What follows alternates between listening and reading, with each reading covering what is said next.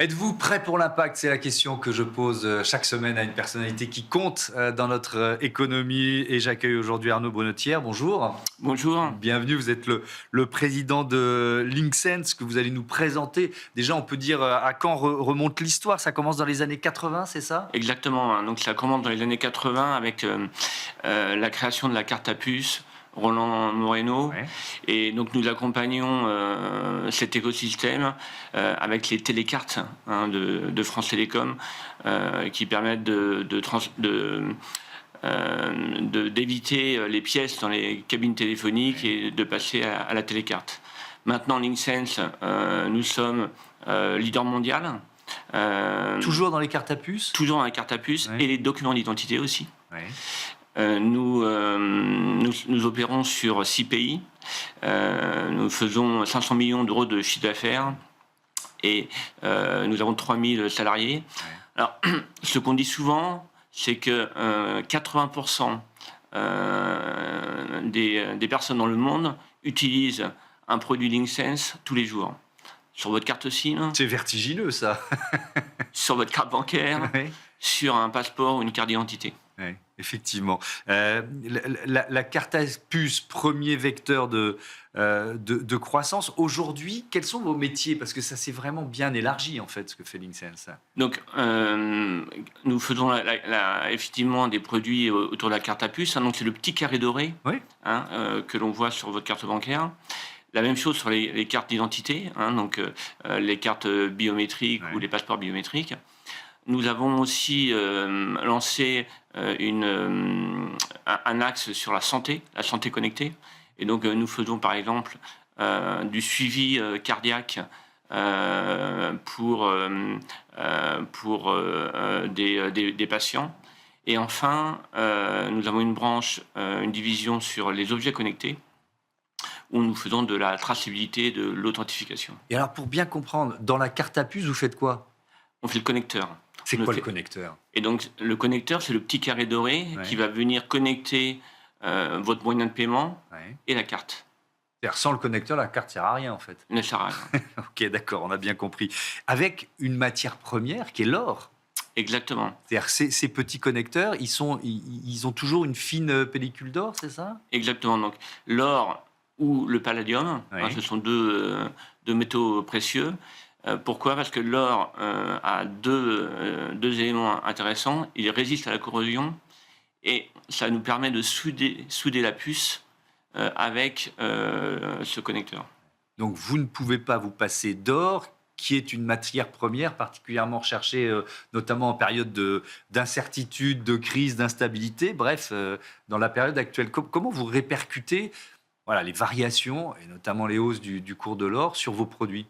Est-ce que vous êtes soumis à ces variations? Est-ce que vous réussissez à lisser finalement, malgré tout, le cours de l'or par des commandes sur le long terme? Comment vous faites? Alors, ce qu'on fait, c'est que nous nous couvrons, hein. Donc, on fait une couverture sur un an.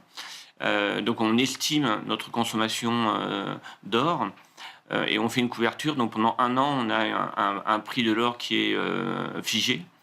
Ensuite, nous avons des discussions avec nos clients si les variations deviennent trop importantes. Ouais. Mais d'ailleurs, vous en consommez combien?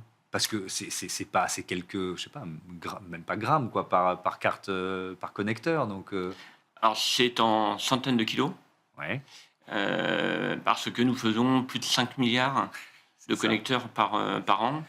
C'est Euh, logique puisque 80% de l'humanité utilise vos produits un jour ou l'autre, quoi. Donc ça, c'est quelques centaines de kilos quand même, quoi. c'est ça. Ouais. Vous avez adhéré aux 10 principes du Pacte mondial des Nations Unies. Pour quelles raisons? Qu'est-ce que ça représente? On va rentrer là un peu plus dans le détail de la politique RSE de l'INSEE. Qu'est-ce que ça représente pour vous? Alors, en fait, j'aimerais d'abord le contextualiser. Oui. On a un programme qu'on appelle Vitalité, hein, Vitality, parce qu'on parle souvent en anglais dans la société, et avec 5 axes spécifiques. Donc, vous avez un axe qui est le premier, c'est la conformité, hein. Donc, on doit se conformer aux règles dans les pays où on opère. Un axe second qui est l'axe autour de l'environnement, hein, donc respect de l'environnement et réduction des gaz à effet de serre. Un axe sur les marchés où on va innover avec nos fournisseurs et nos clients avec des démarches plus respectueuses de l'environnement. Les employés, un axe employé où on va s'assurer que nos employés reviennent en bonne santé chez eux. Et enfin, un dernier axe autour de la communauté. Là où on opère, on essaye d'avoir des initiatives, soit culturelles, soit éducatives. Et donc, vous voyez bien que la Charte des Nations Unies, c'est le respect des droits de l'homme, c'est le respect de l'environnement, c'est une conformité en termes de corruption. Oui. Et donc, c'est partie intégrante. Ça se recoupe complètement. Exactement. D'accord. Votre politique RSE, elle a été récompensée il y a quelques jours par la médaille d'argent EcoVadis qui place Linxens d'ailleurs parmi les entreprises les mieux cotées du secteur au niveau mondial. Mais alors, sur quel pilier vous êtes le mieux noté ? C'est quoi ? C'est plutôt sur le sociétal, plutôt sur l'environnement Donc on est très très bien noté sur la partie environnementale. D'accord. Extrêmement bien noté sur la partie environnementale. Alors c'est une vraie fierté. Cette c'est un note. objectif pour vous ? Oui, c'est un objectif. Donc on a commencé la démarche avec des demandes de nos clients. Mais maintenant, c'est une démarche qui est complètement intégrée à la politique de la société. Et j'en profite pour remercier toutes les équipes qui ont travaillé sur le sujet. Donc, on est dans les 7% dans notre secteur d'activité des entreprises qui ont les mieux notés, les mieux notés. D'accord. Donc, c'est vraiment une très très belle performance et une très belle fierté. Ouais, effectivement. Et justement, alors là, on va vraiment se concentrer sur la question environnementale. On a une question de celui qui était à votre place la semaine dernière sur ce plateau. Karim Soyelavoup, le directeur général du groupe Logis Hôtel. On l'écoute. Bonjour Arnaud.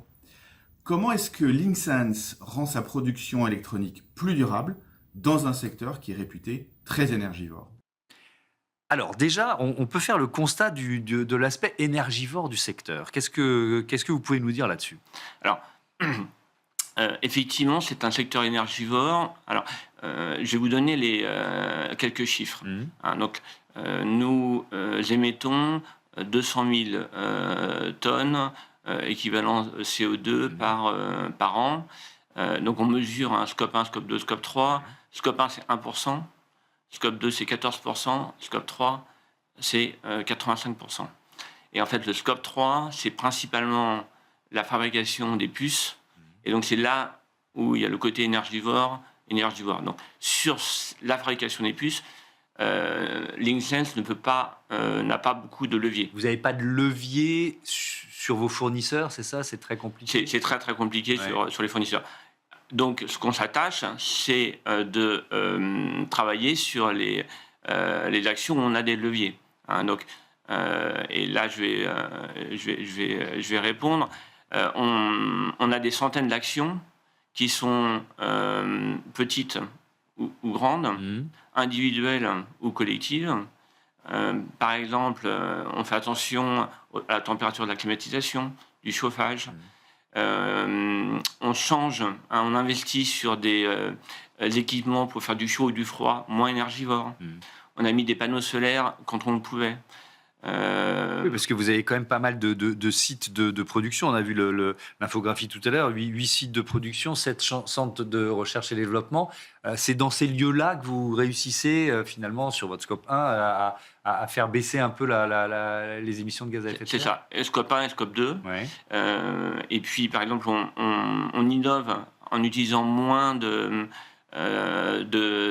matières ou en utilisant des matières recyclées. Donc, on a toute une palette d'actions. On électrifie notre flotte de voitures. Donc voilà, ce sont toutes les actions. Depuis quand d'ailleurs ? Depuis vraiment c'est avec le programme Vitality. Le programme Vitality a été vraiment lancé en 2021. D'accord, donc il y a vraiment eu un virage, on va dire, ou une accélération dans les engagements environnementaux. Le mot sobriété, parce que c'est un mot qu'on peut mettre un peu à toutes les sauces. Est-ce que vous l'utilisez ? pour caractériser les actions dont vous venez de parler ou pas forcément? Pas forcément, non, pas forcément. Ce qu'on essaie, c'est de trouver des actions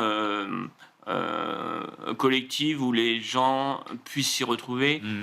Par exemple, aujourd'hui, mon action de sobriété, c'est j'ai pris le métro.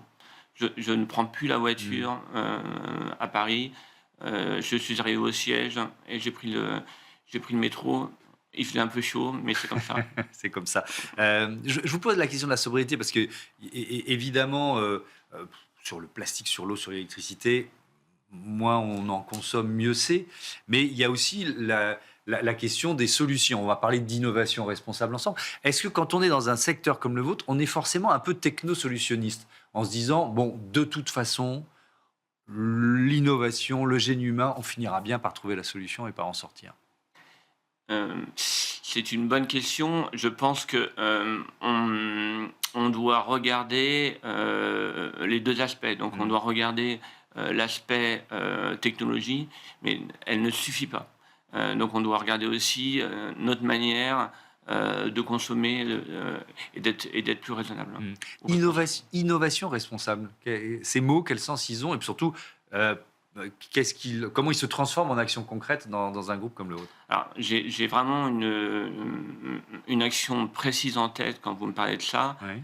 On vient de gagner un prix au CES de Las Vegas, donc en janvier 2025, qui était autour de la responsabilité. Donc, on a créé une étiquette intelligente. Oui. Au lieu d'utiliser une batterie, on a mis des panneaux solaires. Ces panneaux solaires sont d'une start-up française. Dracula, c'est ça, Dracula Technologies, voilà, oui. exactement. Et donc, vous voyez, donc on a travaillé avec notre écosystème français, trouvé un moyen de ne pas utiliser de batterie et innover, cette innovation a été reconnue. Ouais, mais attendez, vous parlez de ça comme si c'était facile, mais une étiquette, on parle bien d'une étiquette qu'on met sur un produit, donc c'est pas bien grand une étiquette. Donc elle se loge où la batterie, enfin le panneau solaire, il se loge où? Comment cette étiquette, d'une certaine façon, est à la fois intelligente, donc intelligente ça veut dire qu'elle consomme de l'énergie, et autonome? Eh bien, les puces maintenant consomment de moins en moins d'énergie. D'accord. L'étiquette peut se recharger à la lumière ambiante. On n'a plus besoin de soleil. Okay. On a designé, on a designé le circuit imprimé pour ne pas consommer. C'est comme ça, avec ces innovations, que l'on arrive à avoir une étiquette qui fait quelques millimètres. Ouais. Je voudrais qu'on parle de l'enjeu, parce que c'est à la fois un enjeu environnemental, mais aussi peut-être encore plus un enjeu sociétal sur ce que nous, on continue de maîtriser, nous citoyens, notamment avec nos données biométriques. Je pense que vous êtes au cœur de ces enjeux. Elles sont évidemment de plus en plus intégrées à nos appareils, à notre vie quotidienne. À quel point, d'ailleurs, est-ce qu'on ne parce que vous disiez tout à l'heure que 80% des humains utilisent vos produits, mais on ne soupçonne pas à quel point nos données biométriques sont partout aujourd'hui? Alors, vos données biométriques sont dans beaucoup d'objets. Oui. Ils sont protégés. C'est-à-dire que les fabricants de puces ont des moyens de cryptographie qui permettent de protéger ces données-là. Elles sont difficilement hackables. Oui. En particulier sur les produits dans lesquels on travaille, une carte à puce est très très peu en contact avec l'environnement extérieur. Simplement, quand vous payez, vous allez être connecté. Ouais. C'est pas le cas, par exemple, du téléphone. Ouais. Mais je vous pose cette question parce qu'il y a cette enquête que Deloitte proposait il y a un an, une grosse année, 2 ans. 67% des consommateurs craignent que leurs données biométriques puissent être utilisées à mauvais escient si elles sont stockées dans le cloud. Alors ça, c'est une dimension intéressante. Est-ce que c'est pas une obligation que ces données biométriques soient stockées dans le cloud? Non, c'est pas une obligation. Technologique, je veux dire. Hein. Non, c'est pas une obligation technologique. Il y a beaucoup de solutions où les données sont logées dans la puce Et donc, en fait, c'est sur vous, sur votre carte ou sur votre papier d'identité. Ouais. Et donc, c'est pas dans le cloud. Ouais. Oui, mais alors, comme il y a de plus en plus de données biométriques dans des objets connectés, est-ce qu'un objet connecté, il n'est pas plus facilement hackable lui aussi? Vous voyez ce que je veux dire? Il sera plus facilement hackable s'il est très souvent connecté. Oui.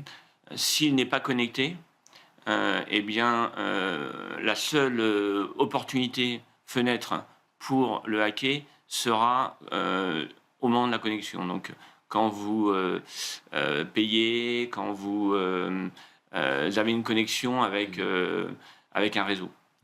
Est-ce que pour vous, j'imagine c'est un enjeu très important, mais est-ce qu'il y a, en vous écoutant, je pense aux gendarmes et aux voleurs ou aux chats et la souris, c'est-à-dire, comment ne jamais être en retard d'une innovation de ceux qui cherchent à hacker vos produits et nos données?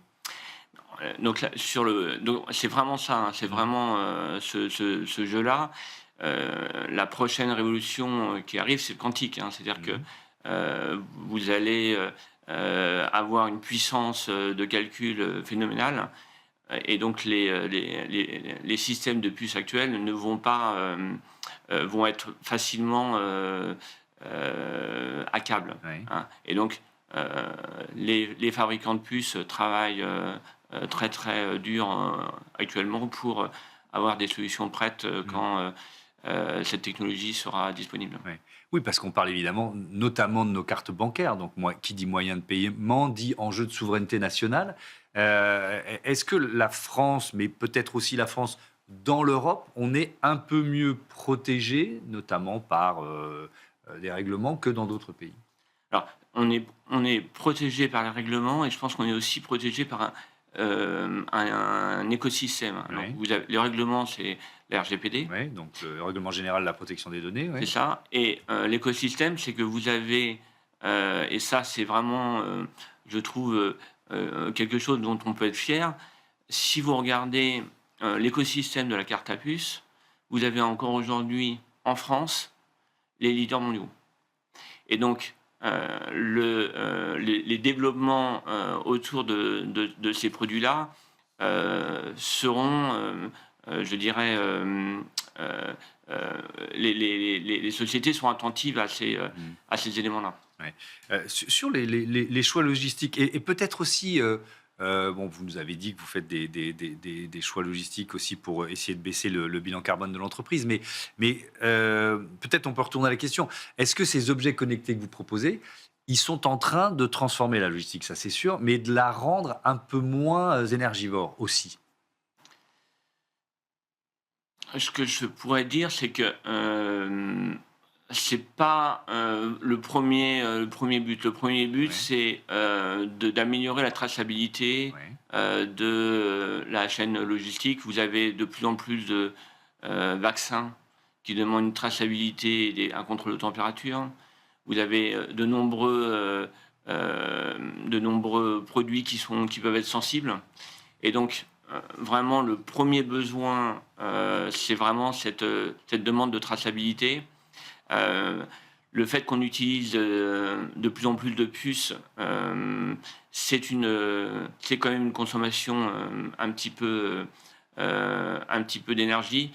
Ce que je vois, c'est qu'on pourra mieux mesurer l'impact CO2 grâce à ces produits-là, parce qu'on aura une traçabilité complète. Ouais. Mais qui dit objet connecté dit data center qui tourne de... Enfin bon, alors après on revient sur votre bilan carbone et sur le scope 3, qui est évidemment celui sur lequel vous avez le moins de levier possible. Mais bon, ces data centers, j'imagine que vous vous en préoccupez, de leur capacité à être moins énergivores. Est-ce que vous voyez le secteur évoluer? Alors, sur les data centers, c'est quand même un petit peu loin de notre business. Ouais. Mais il y a ce que je comprends, hein, ce que j'observe, c'est qu'il y a vraiment des réflexions autour du refroidissement, Ouais. de la réduction d'électricité, de l'utilisation d'énergie verte pour les faire fonctionner.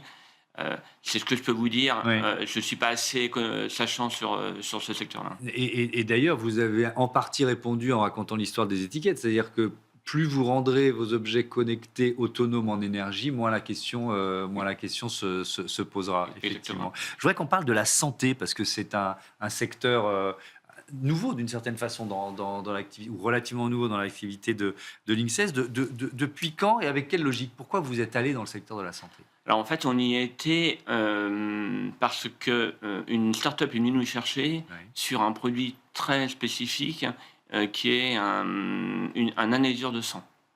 Donc notre premier produit, c'était un connecteur où on venait mettre une goutte de sang et pour analyser 13 caractères comme le nombre de globules, l'oxygène dans le sang. Donc ça, c'était notre premier business il y a environ 10 ans. Et on a compris qu'il y avait une tendance à une comment je dirais Une utilisation de la technologie de plus en plus importante. c'est ça, une utilisation de la technologie et un besoin en ambulatoire de plus en plus Oui, important. d'accord. Et là, notre connexion, notre connectivité Eh oui. a son sens. Avec une sorte d'impératif de miniaturisation des objets qui sont utilisés à l'hôpital et que là, on va utiliser en ambulatoire, c'est ça? Exactement. D'accord. Exactement. Et donc, d'ailleurs, vous venez d'annoncer un partenariat avec une entreprise britannique qui s'appelle FMS, Flex Medical Solutions. Là, on est justement dans ce domaine de la santé connectée. De quoi il s'agit? Alors, donc, nous, on fabrique ce qu'on appelle des électrodes. Oui. Et pour faire réagir une goutte de sang, une goutte de sueur, vous devez avoir un réactif. Et donc, cette société fabrique les réactifs. Et donc, en s'associant, en devenant partenaire, eh bien, on peut proposer ce qu'on appelle des biosensors qui permettront de détecter une maladie, de détecter un problème de santé en utilisant la sueur, le sang, la salive. Ils sont déjà utilisés par les médecins, par les personnels de santé, ou alors ce sont des nouveaux outils que vous leur proposez? Vous voyez ce que je veux dire? Est-ce que vous améliorez un outil existant ou est-ce que c'est vraiment un tout nouvel outil? Alors, vous avez les deux. Vous Ouais. avez soit vous simplifiez une analyse, soit vous avez des nouvelles solutions pour repérer un cancer ou une maladie grave. Je voudrais qu'on parle du S de vos actions RSE maintenant, le S de social et sociétal, et peut-être notamment ce que vous avez mis en place en matière de parité. Vous en êtes où aujourd'hui? Alors, C'est quoi les chiffres? Ouais, alors les chiffres. Alors, on est très fiers d'avoir 30% des ingénieurs et cadres qui sont des femmes. Et ça, dans l'industrie, je pense qu'on est très très bien placé. Parce que c'est particulièrement compliqué de recruter. Parce que voilà, déjà, on sait que dans les filières scientifiques, il y a moins d'étudiantes que d'étudiants. Donc, Exactement. ouais. Donc, on a moins. C'est un métier qui attire moins les femmes. Donc, on essaye de venir les chercher. Donc, par exemple, on a en Allemagne une initiative qui s'appelle Girls Day, où la société, l'usine, présente tous les métiers technologiques de l'entreprise à des jeunes filles. Est-ce que c'est une problématique, alors j'allais dire française, non, européenne, puisque nous parlez de l'Allemagne. Est-ce que c'est moins vrai dans d'autres régions du monde, ça? Ce décalage homme-femme dans les filières scientifiques. Est-ce que, alors je sais pas, j'ai pas la liste. Vous disiez 6 pays, c'est plutôt des pays européens dans lesquels vous êtes présents? 3 pays européens, Ouais. donc la Suède, l'Allemagne, la France, et 3 pays asiatiques, la Chine, Singapour, Thaïlande. Eh bien alors, est-ce qu'en Asie, c'est moins vrai? C'est la même chose. C'est la même chose. Oui. C'est toujours aussi difficile de recruter des jeunes femmes dans les filières scientifiques. C'est plus difficile. Ouais. Et au niveau salaire, vous réussissez, parce que ça aussi, c'est un enjeu majeur, vous réussissez à rééquilibrer, à tendre vers un vrai équilibre? Eh bien, écoutez, on a mis en place une grille de salaire qui